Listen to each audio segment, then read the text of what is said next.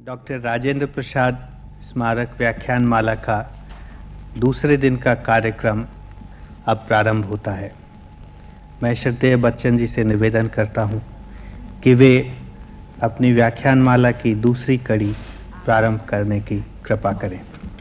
बंधुवर अक्षय जी, देवियों और सज्जनों, डॉक्टर राजेंद्र प्रसाद व्याख्यान माला में पहले व्याख्यान के अंतर्गत मैंने पूर्व और पश्चिम में आत्मकथात्मक लेखन की पृष्ठभूमि में डॉक्टर राजेंद्र प्रसाद की आत्मकथा रखी थी और उसके संबंध में कुछ तथ्य आपके सामने प्रस्तुत किए थे। इस व्याख्यान में, जैसा कि मैं पहले कह चुका हूं, मैं उसका मूल्यांकन करना चाहता हूं, मुख्यतः साहित्य और कला की दृष्टि से। डॉक्टर राजेंद्र प्रसाद की आत्मकथा के साथ कुछ शिक्षा, साहित्य, राजनीति के क्षेत्र की प्रसिद्ध विभूतियों की सम्मतियां दी गई हैं। हम अपने मूल्यांकन में उनसे प्रभावित न हों, पर हमें उन्हें जान तो लेना चाहिए। साथ ही हमें सम्मतियों के मूल्यांकन का भी अधिकार होना चाहिए। डॉक्टर राधाकृष्णन ने लिखा था, डॉक्टर राजेंद्र प्रसाद ने देश के अनेक संघर्षों में प्रमुख भाग लिया है। उन सब के विवरण देकर उन्होंने उन संघर्षों के संचालकों के स्वप्नों और महत्वाकांक्षाओं का रहस्य उद्घाटित कर दिया है। मैं क्षमा चाहूँगा ये कहने के लिए कि ऐसी सम्मति बिना पुस्तक पढ़े हुए भी दी जा सकती थी और संभवतः डॉक्टर राधाकृष्णन ने आत्मकथा पढ़ी भी नहीं थी। संभवतः देश की स्वतंत्रता के लिए जो संघर्ष किया जा रहा था और जो लोग उसके नेता थे, उनके लक्ष्य इतने स्पष्ट थे कि उन्हें रहस्य की संज्ञा नहीं दी जा सकती। कम से कम डॉक्टर राजेंद्र प्रसाद ने ऐसा कोई रहस्य उद्घाटित नहीं किया जो सर्वविदित नहीं था या जिससे उनकी किसी विशेष अंतर्दृष्टि का सबूत मिलता हो। वियोगी हरि जी ने लिखा था, इस पुस्तक को यदि गांधी जी की आत्मकथा का जीवन भाष्य कहा जाए तो अनुचित न होगा। युग की इस सुंदर अमर कृति को प्रकाश में लाने के लिए पटना के साहित्य संसार को मैं बहुत बधाई देता हूँ। वियोगी जी के कहने का तात्पर्य ये है कि अगर गांधी जी ने अपनी आत्मकथा में कुछ सत्यों की स्थापना की है, तो डॉक्टर राजेंद्र प्रसाद ने अपनी आत्मकथा में उनके व्यवहार का रूप प्रस्तुत किया है। इस एक वाक्य से ही वियोगी हरि जी ने दोनों आत्मकथाओं की, कहना चाहिए, बड़ी सटीक तुलना कर दी है। गांधी जी की आत्मकथा मूल है तो राजेंद्र बाबू की आत्मकथा भाष्य। मूल और भाष्य का अंतर शायद इन दोनों आत्मकथाओं की अधिक और न्यून स्वीकृति ने सिद्ध कर दिया है। इसकी सुंदरता और अमरता के प्रश्न पर हम बात को आएंगे। बाबू पुरुषोत्तम दास टंडन ने लिखा था, आत्मकथा को पढ़ते समय हृदय पर गहरा प्रभाव पड़ रहा था। राजेंद्र बाबू ने देश की बहुत ऊंची सेवाएं की हैं। इस पुस्तक को लिखकर उन्होंने अपनी सेवाओं की मणिमाला को एक बहुत मूल्यवान दीप्त मणि से कसा है। हिंदी भाषा के लिए ये पुस्तक गौरव की वस्तु होगी। उसके साहित्य में इसका अनोखा स्थान होगा। पुस्तक की रचना में बिना प्रयास माधुर्य और नाप तोल, जिसे उनका शायद बैलेंस है, नाप तोल है, जान पड़ता है ये एक अनुभवी चितेरे का सहज उरेहा सौंदर्य भरित चित्र है। राजेंद्र बाबू ने देश की कई तरह से सेवाएं की, पर सबसे अच्छी सेवा आत्मकथा लिखना था, इस पर प्रश्न चिन्ह लगाया जा सकता है।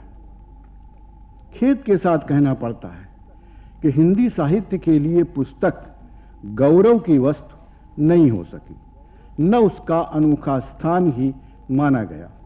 पुस्तक निष्प्रयास अवश्य लिखी गई है, पर वो निष्प्रयास जो कला की मांग भी पूरी करता चले, शायद सध नहीं सका।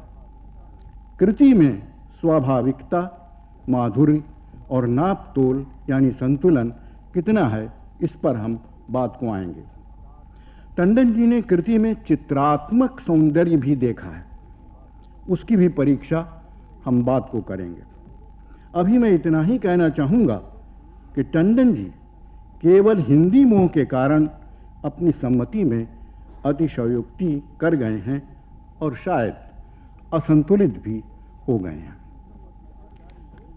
अंतिम सम्मति आचार्य नरेंद्र देव की है।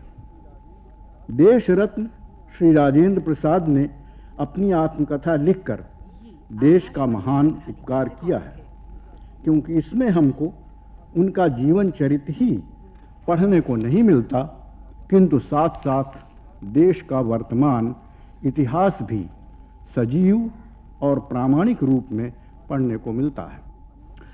आचार्य जी ने पुस्तक के संबंध में दो बातें देखी हैं, लेखक का जीवन चरित्र और देश का वर्तमान इतिहास। जीवन चरित्र को शायद ठीक ही विशेषित नहीं किया। मैंने पहले भी कहा है कि अपने निजी और घर परिवार के मामले में वे कम से कम कहते हैं, और जब कहते हैं तो बहुत संक्षेप में। देश और देश की राजनीतिक सामाजिक हलचलें उनके मन मस्तिष्क पर हावी हैं। आचार्य जी इतिहास भाग को प्रामाणिक और सजीव मानते हैं, इसमें संदेह नहीं, प्रामाणिकता पर उंगली नहीं उठाई जा सकती, पर सजीवता पर सोचना पड़ेगा। सबसे पहले मैं आत्मकथा की भाषा पर कुछ कहना चाहता हूँ। जैसे हांडी में पकते चावल की परख करने के लिए कहीं से एक दो चावल को टटोलना पर्याप्त होता है, उसी प्रकार मैं आत्मकथा से उसकी भाषा के नमूने के रूप में कुछ अंश आपके सामने रखना चाहता हूँ। पुस्तक 659 पृष्ठों की है। मैं बिल्कुल बीच से एक पृष्ठ खोलता हूँ, 328-29। वह इस प्रकार है, कोट्स। मैंने ये पत्र सच्चे दिल से लिखा था। डिस्ट्रिक्ट मजिस्ट्रेट ने पत्र पढ़ने पर टेलीफोन द्वारा मुझसे पूछा कि मैंने जो लिखा है क्या वो सचमुच धार्मिक ख्याल से ही लिखा है। मैंने कह दिया कि वास्तव में सच्चे दिल से ही लिखा है। इस पर उन्होंने कहा कि मैं उनसे मिलूं, वो विचार करेंगे कि ये झगड़ा किस तरह सुलझ सकता है। दूसरे ही दिन सोमवार था, मैं गया। देर तक बातें हुई। मैंने कह दिया कि ये झगड़ा बहुत छोटा है। 5 आदमियों का जुलूस सड़क होकर जाना चाहता है, इसमें कोई कानून के विरुद्ध बात नहीं है। वो जुलूस को निकल जाने दें, उसे रोकें नहीं, सारा झगड़ा मिट जाएगा। जब जत्था नमक बनाकर कानून तोड़े गिरफ्तार किया जाए, कानूनन जो सजा हो दी जाए। उन्होंने दूसरी सड़क से जुलूस ले जाने की बात कही, मैं इस पर राजी न हुआ। बात इतने ही तक होकर रह गई। दूसरे दिन सवेरे जो जत्था गया वो गिरफ्तार कर लिया गया। गिरफ्तारी के बाद भीड़ खुद हट गई, मारपीट की नौबत ही नहीं आई। यह भी देखा गया कि पुलिस की संख्या बहुत कम है, घुड़सवार तो हैं ही नहीं। पुलिस के असिस्टेंट सुपरिंटेंडेंट ने गिरफ्तारी की। सत्याग्रही तुरंत कचहरी में पेश किए गए। मुकदमा चल ही रहा था कि दूसरे जत्थे के आने का समय हो गया। वो जत्था सीधे रास्ते से चला गया, किसी ने उसको नहीं रोका। हम लोग कचहरी में ही थे जब ये खबर मिली। उन सत्याग्रहियों को कचहरी से उठने तक की कैद की सज़ा हुई। हुक्म सुनाकर हाकिम उठ गए। हम सब सत्याग्रहियों के साथ ही वो भी वहाँ से निकले। अब साफ हो गया कि जत्थे को पुलिस नहीं रोकेगी। संध्या को भी जत्था गया पर कोई रोक टोक नहीं हुई। इसके बाद जत्था भेजना बंद कर दिया गया, पर नमक बनाने का काम जारी रहा, इसलिए लोग गिरफ्तार होते रहे। पटना शहर में भी गिरफ्तारियां होती रहीं। कोट्स बंद। यह भाषा सरल या सीधी साधी भाषा नहीं है, यह दोष की सीमा तक सीधी साधी है। कतहु सिधायु ते बड़ दोषु, ये सपाट है और इसे अंग्रेजी में कहेंगे जर्नलिज्म है, अखबारियत की भाषा है। इसके लिए फिर मुझे दूसरा शब्द सूझता है पर्पजिव, जिसे मतलबी कहना तो भोंडा होगा, पर मुझे एक शब्द गढ़ने की आज्ञा हो तो मैं उसे मतलब सीमित या मतलब सूचक कहना चाहूँगा। वो सूचना देने के अतिरिक्त और कुछ नहीं करती। सूचना देने के लिए जितना ज़रूरी है उतना ही कहती है, और लेखन, साहित्यिक लेखन का ध्येय उसके कुछ नहीं बहुत ऊपर होता है।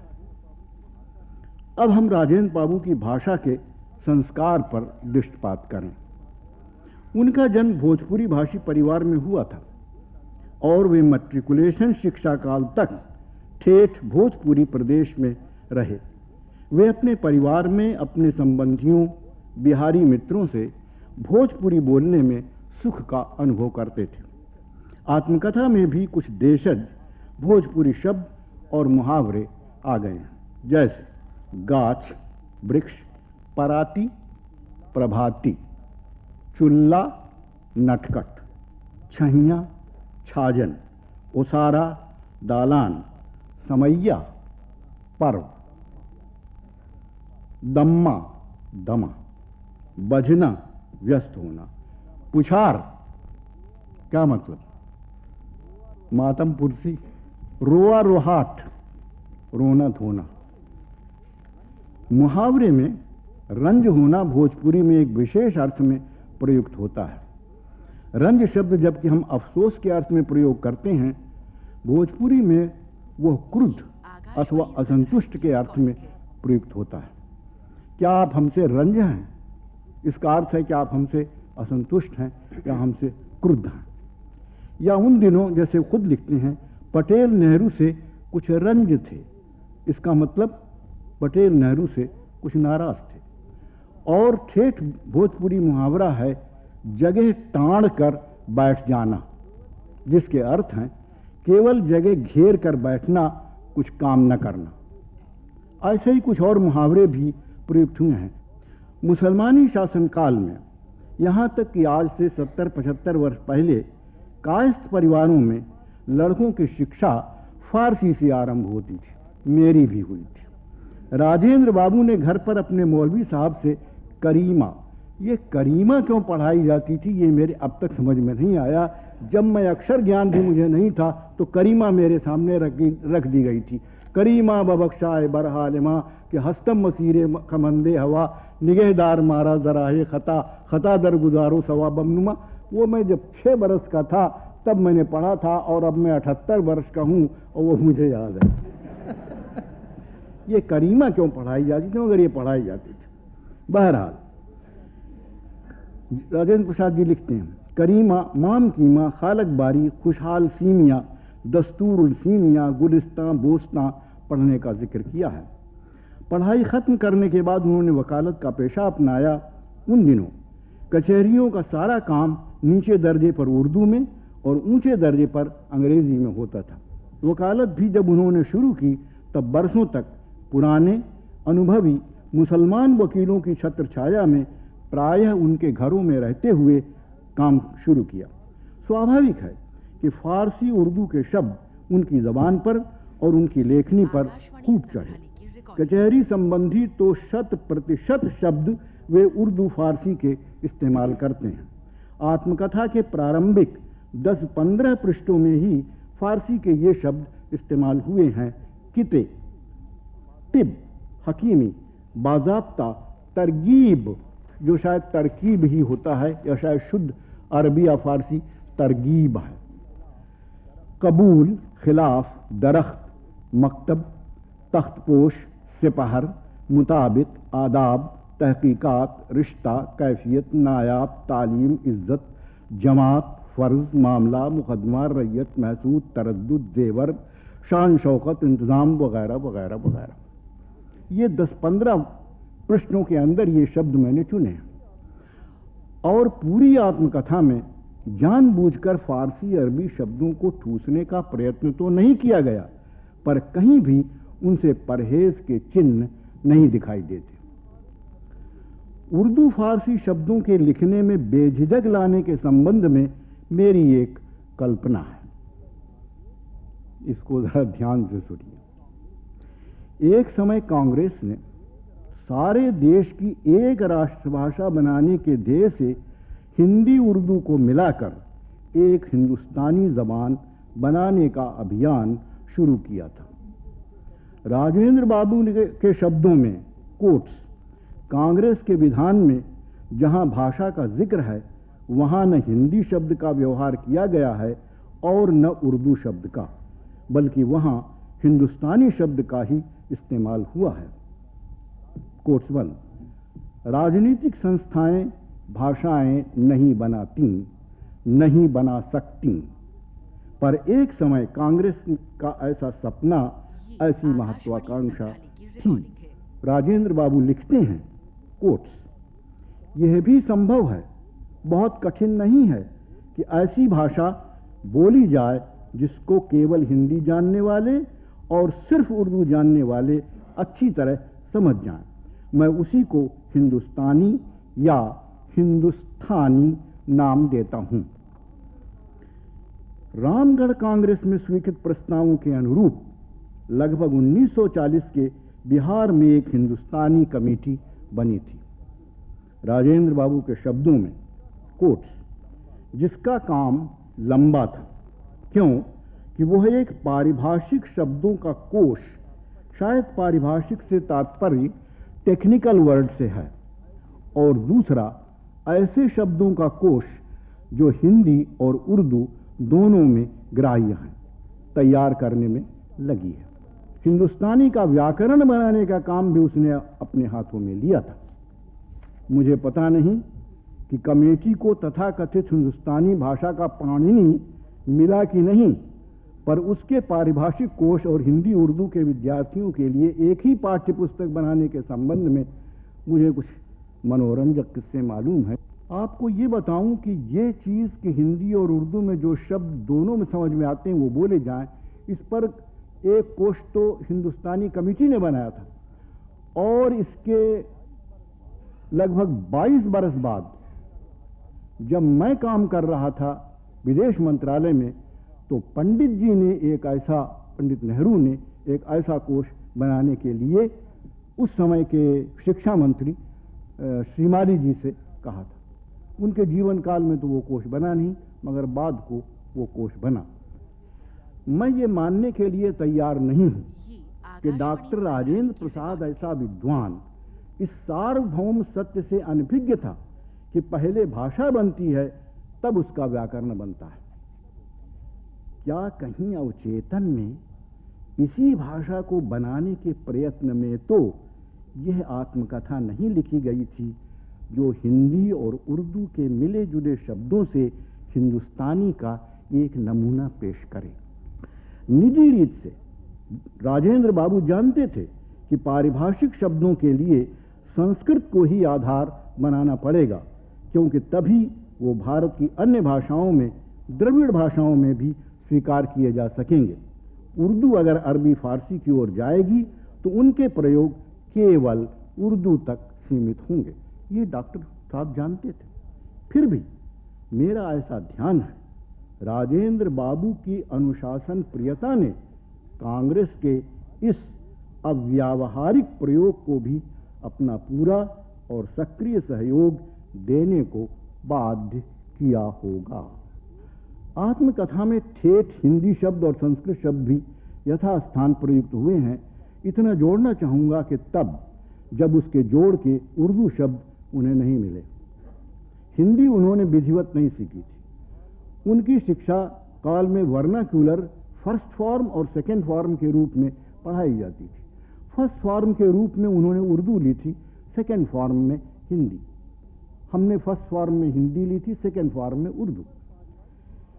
पर पारिवारिक संस्कारों से वे हिंदी से भी यथोचित परिचित थे। फिर अपने उच्च शिक्षा काल और वकालत के समय वो बंगाल में थे और बंगला भी बखूबी बोल सकते थे, जिसके माध्यम से भी संस्कृत की प्रचुर शब्दावली पर उनका अधिकार था। बंगाली में 80% शब्द जो हैं वो संस्कृत के, इस वास्ते संस्कृत शब्दों पर भी उनका अधिकार था।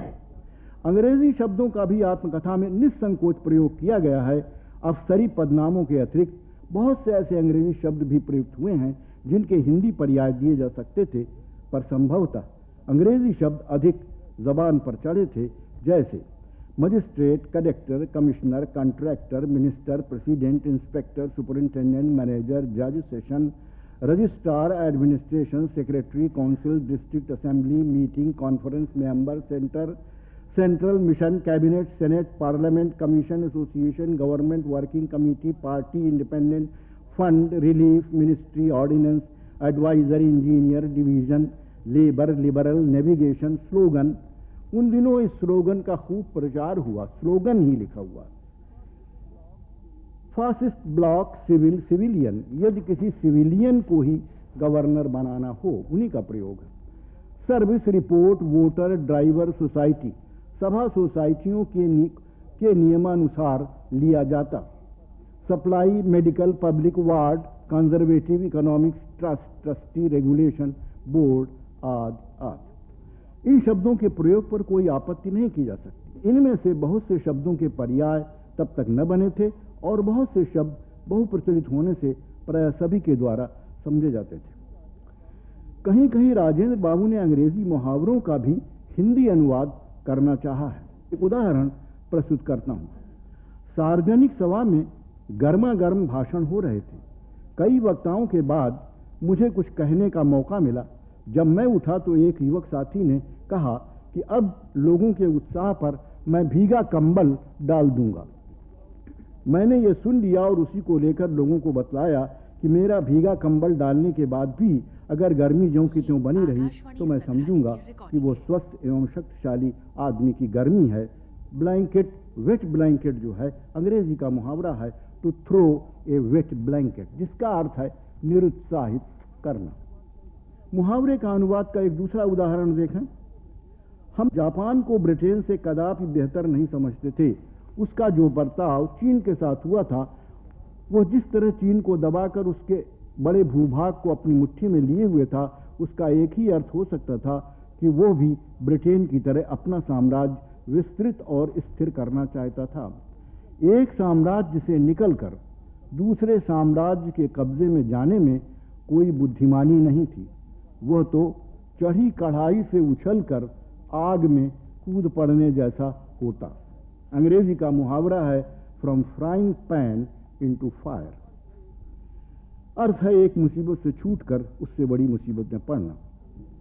आत्मकथा में प्रयुक्त शब्दावली के बाद मैं भाषा के स्वभाव पर भी कुछ कहना चाहूंगा।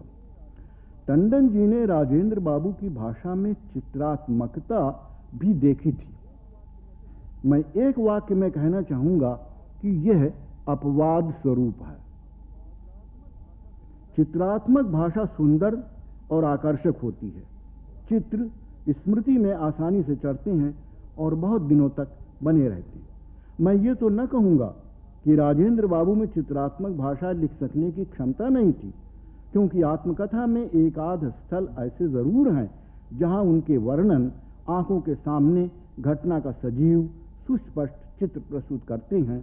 उदाहरण के लिए गुरु के बाग के लिए सिखों के अहिंसात्मक सत्याग्रह का, श्रीलंका में सीता एलिया और अनुराधापुर की यात्रा का, जहां आप अनुभव करते हैं कि आप उनके साथ हैं। पर अधिकांशतः राजेंद्र बाबू की भाषा अमूर्त है, जिसे अंग्रेजी में कहेंगे एब्स्ट्रैक्ट। आत्मकथा में कितने ही जाने माने नेताओं और कितने ही सामान्य लोगों की चर्चा है, पर शायद ही किसी का शब्द चित्र ऐसा प्रस्तुत किया गया है कि वो आंखों के आगे खड़ा हो जाए। इसी प्रकार चंपारण के नील आंदोलन से लेकर भारत छोड़ो आंदोलन तक न जाने कितनी घटनाएं हैं जिनके शब्द चित्र आंखों के सामने प्रस्तुत किए जा सकते थे, पर आत्मकथा में उनका सर्वथा अभाव है। बहुत याद करने पर केवल धर्सना के नमक सत्याग्रह का धुंधला सा चित्र आंखों के सामने आता है। चित्र उपस्थित करने की ओर राजेंद्र बाबू की प्रवृत्ति नहीं है और न भाषा को सुंदर बनाने की ओर। इसका नतीजा ये हुआ है कि आत्मकथा अधिकांश भागों में नीरस हो गई है। वो केवल घटनाओं की सूचना देती हुई आगे बढ़ती जाती है। इसके उबाऊ होने का एक दूसरा कारण ये था कि समकालीन पाठकों के लिए ये घटनाएं स्मृति पटल पर ताज़ी थीं। पिछले कुछ वर्षों में अखबारों में पढ़ी जो बातें काफ़ी जानी हुई हैं, वे अगर फिर से कही जाएं तो आपको शायद ही रस आए। हाँ, यदि वे किसी नए तरह से, नए तेवर से कही जाएं तो आप उनमें रुचि ले सकते हैं। राजेंद्र बाबू ने जानी मानी बातों को किसी नए तरह से या नए रूप से प्रस्तुत नहीं किया। उनके पीछे कुछ अनजाना, कुछ अप्रगट, कुछ गुप्त शायद उनके पास कहने को नहीं है या वे कहना नहीं चाहते। इस प्रकार घटनाओं के वर्णन में आत्मकथा परक दृष्टि की जगह इतिहास परक दृष्टि प्रमुख हो गई। आकाशवाणी संग्रहालय की रिकॉर्डिंग। आत्मकथा परक दृष्टि और इतिहास परक दृष्टि, इस पे थोड़ा सा मैं विस्तार में कहना चाहूँगा। ये वस्तुतः कला और विज्ञान दृष्टि का अंतर है। कला दृष्टि आत्मपरक दृष्टि है, विज्ञान दृष्टि वस्तुपरक दृष्टि है। कला दृष्टि में कलाकार का प्रमुख स्थान है। दृश्य कुछ भी हो, दृष्टा का व्यक्तित्व उसे अपनी छाया से बदल देता है, उसे एक अनोखापन दे देता है। उसमें बाहरी सच्चाई का उतना महत्व नहीं होता जितना आंतरिक सच्चाई का, सुंदरता का, जीवंतता का।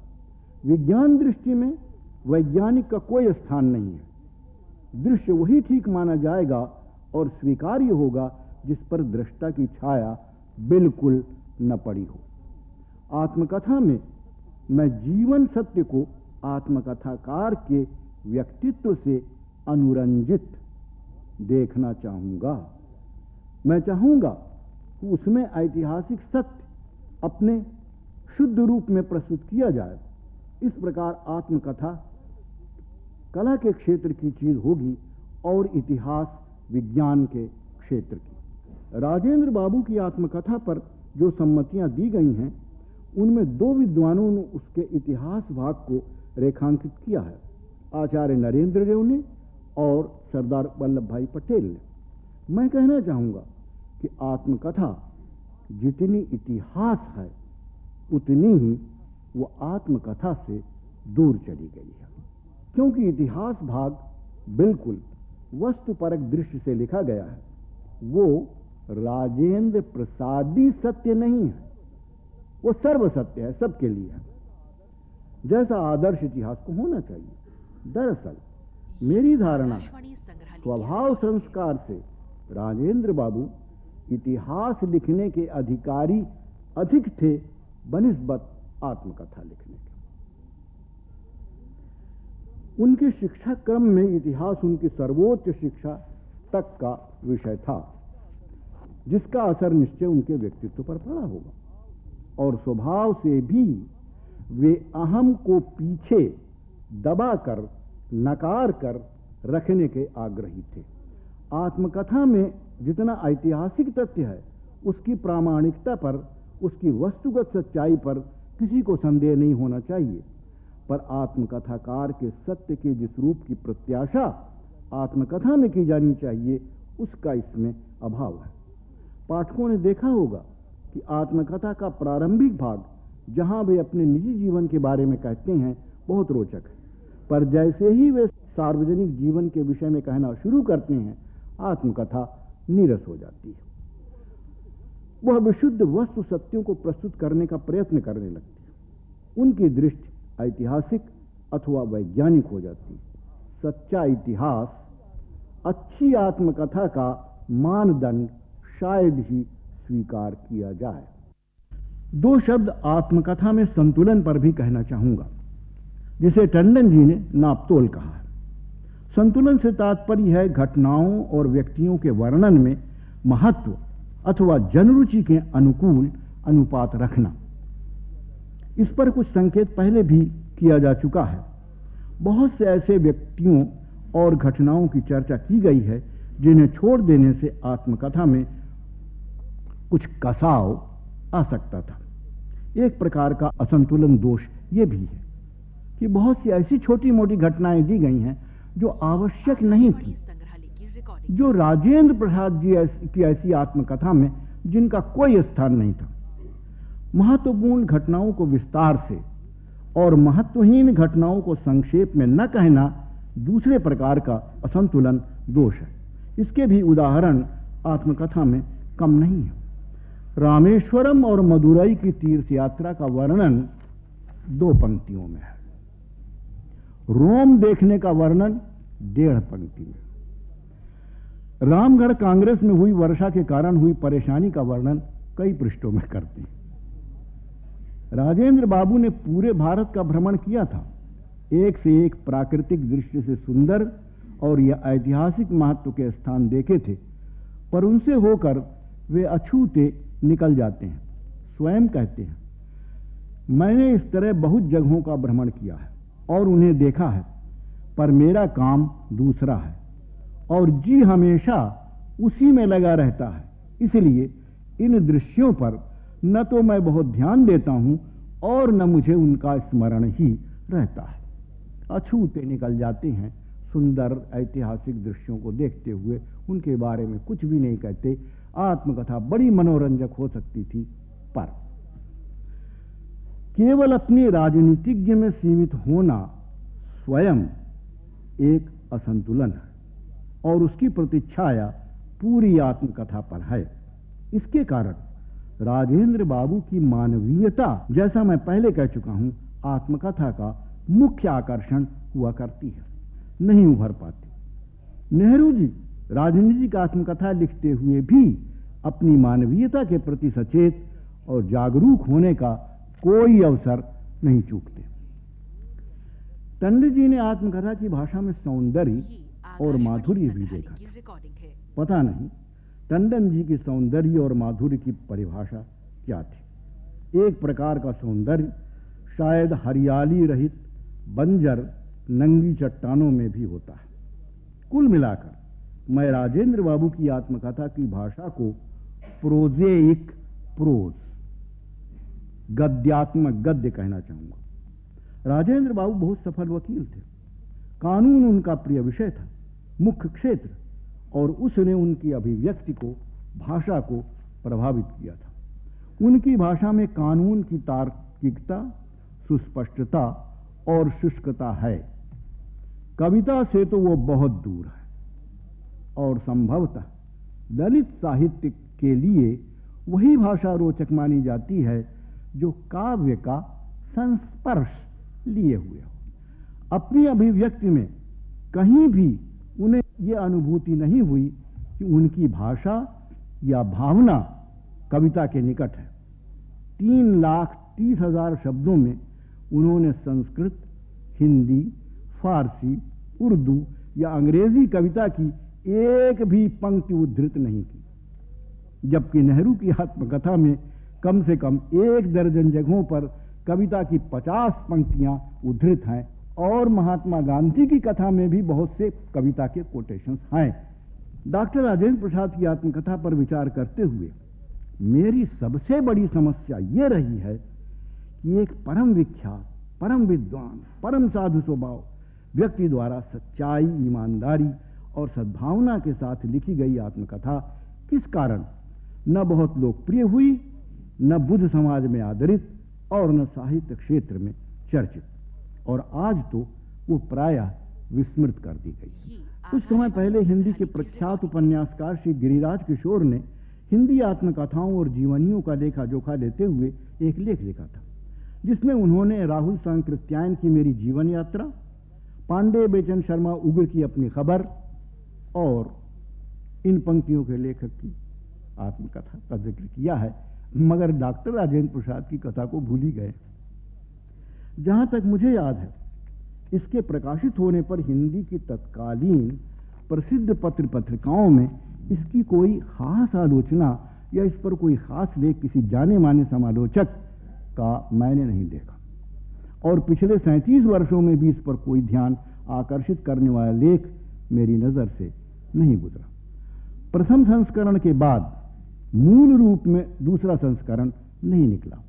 10 बरस बाद संशोधित, थोड़ा संक्षिप्त, थोड़ा क्या मेरा ख्याल है कि बहुत, एक संस्करण संस्था साहित्य मंडल से निकला, उसके 2 संस्करण और हुए।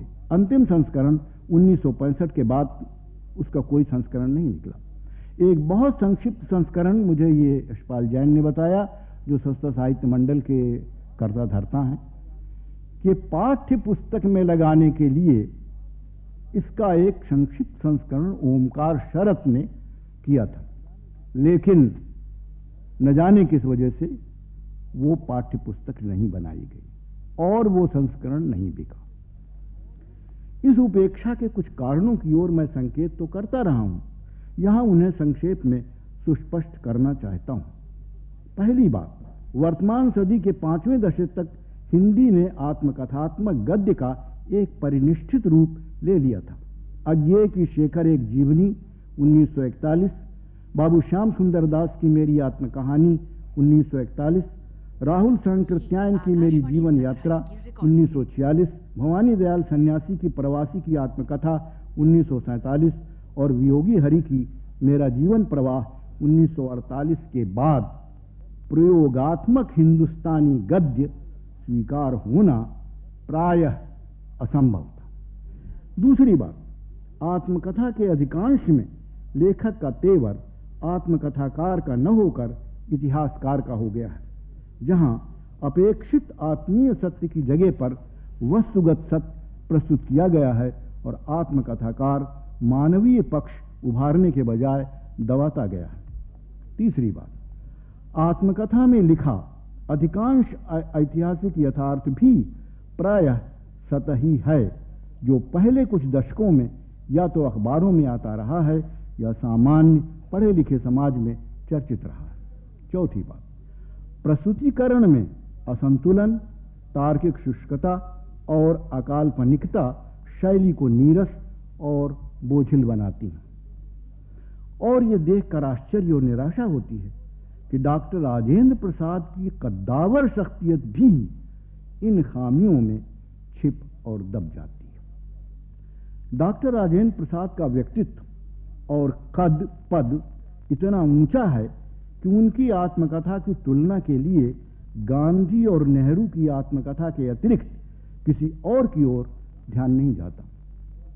गांधी की कथा गुजराती में लिखी जाकर भी उच्च कोटि के अंग्रेजी अनुवाद के द्वारा शैली की गरिमा का आभास देती है। दूसरों ने अनुवाद किया मगर अनुवाद बहुत ही अच्छा है। नेहरू जी भारतीय अंग्रेजी लेखकों की प्रथम श्रेणी में है। शायद यह कहना अतिशयोक्ति न होगी कि समकालीन प्रथम कोट के अंग्रेजी लेखकों की तुलना में उनका लेखन 20 के सामने 19 पर 18 या 17 नहीं है। यहां राजेंद्र बाबू की प्रयोगात्मक हिंदुस्तानी बुरी तरह मात खा गई है। फिर भी आत्मकथा के पीछे एक देशभक्त, त्यागी, दृढ़ प्रतिज्ञ, अनुशासन प्रिय, निराभिमानी, सर्वसहिष्णु एवं अहम संयत व्यक्ति का चित्र उभरता है। मेरी दृष्टि में आत्मकथाकार को अहम्मन्य नहीं पर अहम सचेत व्यक्ति तो होना ही चाहिए, अन्यथा आत्मकथा लिखने का उद्देश्य ही क्या हो सकता है। आत्मकथा इसीलिए तो लिखी जाती है कि लेखक अपना व्यक्तित्व, जिसे उसने कुछ विशेषता दी है, प्रक्षिप्त कर सके। मेरी समझ में आत्मकथा लिखने का काम उठाकर राजेंद्र बाबू के सामने सबसे बड़ी कठिनाई रही होगी कि अपने व्यक्तित्व को यथासंभव पीछे रखकर कैसे ये आत्मकथा लिखी जाए। बड़ी भारी समस्या है। लिखने चलता है लेखक आत्मकथा, मगर अपने अहम को सबसे पीछे दबाकर नकार कर रखना चाहता है। इससे साधु चरित हो पर भाई नीरस हो गया है। साधु चरित शुभ सरिस कपासु, नीरस विशद गुणमय फल जासु। कपास है, सफेद है, सफेदी है, निष्कलुषता है, मगर रस नहीं है। अंत में इन व्याख्यानों को तैयारी करने के सिलसिले में मैं आत्मकथा को पढ़ते हुए एक विचार मेरे मन में बार बार आता रहा है। क्या ही अच्छा हो कोई अधिकारी व्यक्ति इस आत्मकथा का एक ऐसा संक्षिप्त संस्करण तैयार करे जिसे पढ़कर प्रतीत हो कि वह स्वयं राजेंद्र प्रसाद की लिखी हुई है। इससे इनकार नहीं किया जा सकता कि इसका एक ऐतिहासिक महत्व है और इसे विस्मरण के गर्त में विलुप्त नहीं होने देना चाहिए। मुझे बड़ी प्रसन्नता होगी यदि राजेंद्र जयंती वर्ष में कोई सज्जन ये काम पूरा कर सके। पता नहीं आत्मकथा के विषय में मैंने जो कुछ कहा है उससे मैं उसके प्रति कितना न्याय कर सका हूं या उससे आप कितना सहमत होंगे। फिर भी मुझे धैर्यपूर्वक सुन लेने के लिए मैं आप सबका बहुत आभारी हूं। बहुत बहुत। अभी आपने राजेंद्र बाबू आत्मकथाकार के रूप में विषय पर आदरणीय बच्चन जी का सारगर्भित व्याख्यान सुना। अब इस समारोह के अध्यक्ष श्री अक्षय कुमार जैन जी से मेरा निवेदन है कि वे अपना अध्यक्षीय वक्तव्य देने की कृपा करें। आदरणीय डॉक्टर बच्चन और मित्रों, आत्मकथाकार राजेंद्र प्रसाद विषय पर विद्वान कवि, साहित्यकार और आत्मकथाकार डॉक्टर हरिवंश राय बच्चन ने उन्मुक्त रूप से अपने विचार व्यक्त किए। उनको साधुवाद देने के अलावा और कुछ कहने की आवश्यकता मैं नहीं समझता। इस अवसर पर डॉक्टर राजेंद्र प्रसाद की कुछ पुरानी यादें मुझे आती हैं और उनका उल्लेख मैं आपसे करूंगा। उनसे उनके व्यक्तित्व पर कुछ प्रकाश पड़ता है। 1962 का मई मास था। बाबूजी राष्ट्रपति भवन छोड़कर सदाकत आश्रम लौट रहे थे। उस समय उन्होंने जो उद्गार व्यक्त किए वे भुलाए नहीं जा सकते। उन्होंने कहा था, मुझे राष्ट्रपति भवन में रहते हुए न तो विशेष प्रसन्नता का अनुभव होता और न ही अब उसे छोड़ने में कोई दुख अथवा विषादी हो रहा है। विदेहराज जनक, गौतम बुद्ध और तीर्थंकर महावीर की धरती के लाल राजेंद्र बाबू के लिए यह बात कितनी उपयुक्त थी इसे वे ही अच्छी तरह समझ सकते हैं जिन्होंने 1934 में हुए बिहार के भूकंप के समय अत्यंत निर्बल और जर्जर स्वास्थ्य वाले डॉक्टर राजेंद्र प्रसाद को भूकंप पीड़ितों में काम करते हुए देखा था। जब बिहार में भूकंप आया और उससे अपार जनधन की हानि हुई, उस समय राजेंद्र बाबू राष्ट्रीय आंदोलन के सिलसिले में जेल में थे। तत्कालीन अंग्रेज शासकों ने देखा कि पीड़ितों की सहायता का काम उनके अलावा और कोई शायद बहुत अच्छा कर नहीं सकेगा, तो उन्हें जेल से छोड़ दिया गया।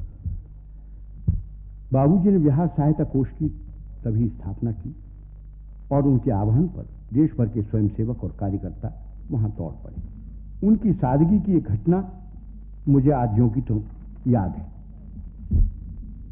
शायद 1933 के सर्दियों की बात है। गांधी जी काशी विद्यापीठ में ठहरे हुए थे। गांधी जी की उपस्थिति के कारण विद्यापीठ का वातावरण बड़ा ही उत्साहवर्धक था, क्योंकि महामना मदन मोहन मालवीय, डॉक्टर भगवान दास आदि नेता वहां उपस्थित थे ही, बाहर से अन्य राष्ट्र नेता भी आए हुए थे। सुबह सुबह विद्यापीठ के नल पर एक देहाती सा व्यक्ति आया। कंधे पर मोटा गमछा, बगल में धोती और हाथ में लोटा। शायद स्नान के लिए आया था। नल पर पानी भर रहे स्वयंसेवक से उसने कहा, भाई जरा अपनी बाल्टी मुझे दे दो, मैं स्नान कर लूं। ठहरो, अभी बाल्टी खाली नहीं है, मुझे सभी नेताओं के कमरे में पानी पहुंचाना है, स्वयंसेवक ने जवाब दिया। अच्छी बात है, तब तक मैं यहीं खड़ा हूं, जब बाल्टी खाली हो जाए तो मुझे दे दीजिएगा। उसी समय ठक्कर बाबा वहां पहुंचे और बोले, अरे राजेंद्र बाबू, आप यहां कैसे खड़े हैं? इस पर सहज भाव से राजेंद्र बाबू ने कहा, बाल्टी का इंतजार कर रहा हूं। विभिन्न नेताओं के कमरे में पानी पहुंचाने वाला स्वयंसेवक आया और यह जानकर उसे आश्चर्य का ठिकाना न रहा कि वो जिसे एक साधारण किसान समझता था, वो एक सम्मानित राष्ट्र नेता राजेंद्र प्रसाद थे। उसने श्रद्धा से आत्मविभोर होकर राजेंद्र बाबू के पैर छुए और अपनी धृष्टता के लिए क्षमा मांगी। वो भारतीयता की मूर्ति थे। कांग्रेस में उनका एक विशेष स्थान था। संकटमय परिस्थिति में वे ही काम आते थे। 1936 में जब नेताजी सुभाष चंद्र बोस ने कांग्रेस के अध्यक्ष पद से त्याग पत्र दिया तो वातावरण में बड़ी गर्माहट थी। ऐसा दिखाई देता था कि कांग्रेस गरम और नरम दो दलों में बंट जाएगी। तब कौन ऐसा व्यक्ति हो सकता था जो दल को उस संकट से बचा सके? तब राजेंद्र बाबू का नाम सबके सामने आया और जिसका उल्लेख बच्चन जी ने अपने भाषण में भी किया कि गांधी जी के जोर देने पर उन्होंने वो पद स्वीकार कर लिया। इसी प्रकार 1947 में जब आचार्य कृपलानी ने कांग्रेस के अध्यक्ष पद से त्याग पत्र दिया तो भी राजेंद्र बाबू ने वो पद संभाला था। बिहार के एक छोटे से गांव जीरादेई से मैं जन्मे एक ग्रामीण बालक के लिए शुरू से लेकर विश्वविद्यालय की अंतिम पढ़ाई तक प्रथम आना जिस प्रकार सहज और स्वाभाविक था, उसी प्रकार राष्ट्रपति भवन में भी उसका प्रथम राष्ट्रपति के रूप में पदार्पण भी सहज सत्य हुआ। संविधान परिषद के अध्यक्ष के नाते उन्होंने जो दायित्व निभाया वो सर्वविदित है। 3 साल के सतत प्रयत्नों के बाद भारतीय संविधान का निर्माण हुआ और 26 जनवरी 1950 को गणतंत्र घोषित हुआ। तो राजेंद्र बाबू ही प्रथम राष्ट्रपति पद पर सम्मानित हुए और 12 साल तक निरंतर उस पद की शोभा बढ़ाते रहे। राष्ट्रपति पद पर रहते हुए उन्होंने जो परंपरा स्थापित की उसे देश सदा याद करता है। मई 1962 के प्रथम सप्ताह में राष्ट्रपति भवन में राजेंद्र बाबू के विदाई समारोह हो रहे थे। अखिल भारतीय दिगंबर जैन परिषद की ओर से जैन दर्शन और वाङ्मय की कुछ पुस्तकें भेंट करने के लिए जैन समाज के कुछ व्यक्ति उस दिन सुबह पहुंचे। पुस्तक समर्पण के बाद बाबूजी ने बातचीत में कहा कि इतनी सारी अच्छी अच्छी किताबें हमें दी गई हैं कि सभी को पढ़ने का लोभ होता है, पर अब समय कहाँ मिलेगा। जीवन की संध्या धुंधली पड़ती जा रही है, फिर भी जो कुछ समय बाकी है उसमें पढ़ना ही तो बाकी है। और इस बात के बाद हम लोग उनसे कोई चर्चा न कर सके। विदा बेला का बोझिल वातावरण और भी बोझिल हो गया। रामलीला मैदान में उनका जो विदाई भाषण हुआ वो और भी मर्मस्पर्शी और हृदय को मस्क देने वाला था। उन्होंने कहा था, जेल जीवन और राष्ट्रपति भवन का जीवन दोनों में एक प्रकार की समानता ही है। हाँ, अंतर केवल ये रहा कि जेल में हम बहुत से लोग साथ थे और हमारी देखभाल करने वाला केवल एक वार्डन था, किंतु राष्ट्रपति भवन में मैं अकेला हूं और मेरी देखभाल करने वाले बहुत से लोग थे। यहां तक मैं अपनी रुचि के अनुसार भोजन भी नहीं कर सकता। मेरी पत्नी तो अक्सर कह बैठती हैं कि कहां आ गए, मैं चौका भी ठीक से नहीं लगा सकती। उन्होंने आगे कहा था, जिस प्रकार स्कूल से छुट्टी होने पर विद्यार्थियों को प्रसन्नता का ठिकाना नहीं रहता, उसी प्रकार आज मैं यहां से जाने पर प्रसन्न हूं। सदाकत आश्रम से आया था और वहीं लौट रहा हूं। वहां मैं अपनी सुविधानुसार सब लोगों से मिल सकूंगा बिना किसी रुकावट के। सच तो यह है कि बाबूजी का समस्त जीवन एक विरक्त का सा जीवन रहा। राष्ट्रपति भवन में उन्होंने गोस्वामी तुलसीदास का एक वाक्य लिख रखा था, हारिए न हिम्मत, विसारिए न राम नाम, जाहि विधि राखे राम, ताहि विधि रही। और वास्तविकता यह है कि उन्होंने इसका अक्षर से पालन भी किया। 12 साल के उनके राष्ट्रपति काल में बाबूजी से कई बार मिलने का अवसर हुआ। वास्तव में वो देवता थे। उनका त्याग, उनकी सादगी, उनकी भीतरी और बाहरी एकरूपता, उनकी अनमोल साधना की कहानी में मानो भारत के 50 साल का इतिहास भरा था।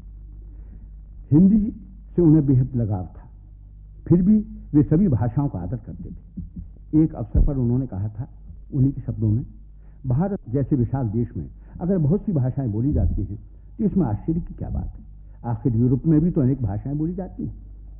कुछ भाषाओं के बोलने वालों की संख्या तो इतनी कम है वहां कि भारत की कोई भी भाषा इतनी कम नहीं बोली जाती। ये तो हमारे पूर्वजों की दूरदर्शिता तथा बुद्धिमत्ता का परिणाम है कि विभिन्न भाषाओं के रहते हुए भी देश एक सूत्र में बंधा रहा। उन्होंने ऐसे तरीके खोज निकाले जिनके कारण हम सब एकता के अटूट बंधन में बंधे रहे। न जाने कितने संकट और विपदाएं हमारे ऊपर से गुजर गई। उन्होंने आगे कहा था, आज भी हम सब मिलकर एक देशवासी के रूप में रहते हैं। मैं अक्सर सोचता हूं कि जिस तरह इस एकता को और भी सुदृढ़ बनाया जाए। वर्षों पहले कलकत्ता हाईकोर्ट के एक न्यायाधीश श्री शारदाचरण एक पत्रिका निकाला करते थे जिसका नाम देवनागर था। उसमें भारत की विभिन्न भाषाओं के लेख देवनागरी लिपि में प्रकाशित हुआ करते थे। इस कारण उन लेखों को पढ़ने और समझने में बड़ी आसानी होती थी। तमिल को छोड़कर प्राय सभी प्रादेशिक भाषाएं किसी न किसी रूप में संस्कृत के अधिक निकट हैं। मेरे विचार में ये सभी भारतीय भाषाएं देवनागरी लिपि में को अपना लें तो ये काम पूरा हो आकाशवाणी सकता है। संग्रहालय की रिकॉर्डिंग है। एक अन्य अवसर पर उन्होंने ये भी कहा था कि देश से धर्म के भाव लुप्त होते जा रहे हैं। धर्म ने ही सारे देश को एक सूत्र में बांध रखा था। सुदूर दक्षिण का रहने वाला भी हरिद्वार, उत्तरकाशी, बद्रीनारायण, अयोध्या, गया आदि की यात्राएं करना अपने लिए गौरव का और धर्म मानता है। इसी प्रकार उत्तरकाशी का निवासी रामेश्वरम जाकर श्रद्धा अर्घ्य चढ़ाने की कामना करता है। पूर्व व पश्चिम में भी ऐसे अनेक श्रद्धास्पद स्थान हैं जो एकता के संदेशवाहक हैं। ऐसा दिखाई दे रहा है कि आगे आने वाले समय में शायद इसकी विशेष उपयोगिता न रहे। तब निश्चय ही संस्कृति और साहित्य ही एकता के सुदृढ़ कर सकते हैं और उसके लिए भाषा एक प्रकार से सेतु है और हिंदी वो काम अच्छी तरह कर सकती है। मेरी पुस्तक युग पुरुष राम 1954 में प्रकाशित हुई थी। उसकी एक प्रति भेंट करने के लिए मैं उनके पास गया। पुस्तक प्राप्त करते ही उन्होंने 3 बार उसे अपने सिर से लगाया। कुछ देर चुप रहे, फिर बोले, आप धन्य हैं जो मर्यादा पुरुषोत्तम के चरित्र पर कुछ लिख सके हैं। मर्यादा पुरुषोत्तम राम सारे देश के लिए वंदनीय है। उन्होंने जो मर्यादाएं स्थापित की उन्हें अपनाकर और भी समाज उन्नति कर सकता है। राम कथा को जितना व्यापक बनाया जाए उतना ही श्रेष्ठ है। अपनी विदाई के समय उनके अपने अल्प जीवन की जो बात बाबूजी ने कही थी वो सत्य निकली। उनकी पत्नी राजवंशी देवी और वे अधिक दिन तक न रह सके। पहले सदा सौभाग्यवती बनी श्रीमती राजवंशी देवी स्वर्गवासिनी हुई और कुछ समय बाद बाबूजी भी दिवंगत हो गए। इस जन्म शताब्दी वर्ष के अवसर पर मैं उन्हें शत प्रणाम करता हूँ। एक बार पुनः बंधुवर बच्चन जी को अनेक उनके पांडित्यपूर्ण भाषण के लिए बधाई देना चाहता हूँ। साथ ही आकाशवाणी के अधिकारियों को भी धन्यवाद देना चाहता हूँ कि उन्होंने मुझे इस राष्ट्रीय यज्ञ में सम्मिलित होने का अवसर दिया। धन्यवाद। आकाशवाणी